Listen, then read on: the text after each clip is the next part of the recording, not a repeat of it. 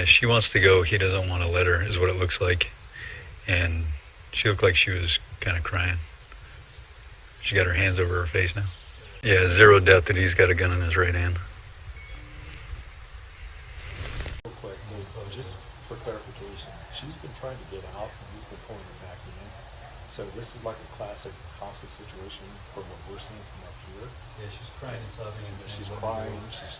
Every time she tries to get up, he keeps pulling her down and he's not showing his right hand. So we're assuming if he has another firearm, it's probably in his right hand.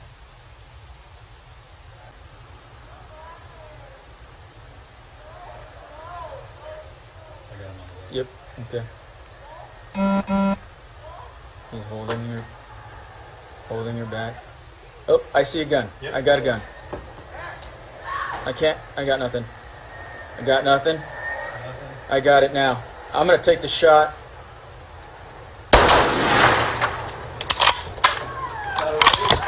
Shot away, shot away. He's down. He's down. Yep. Yeah, the gun to her. Yep.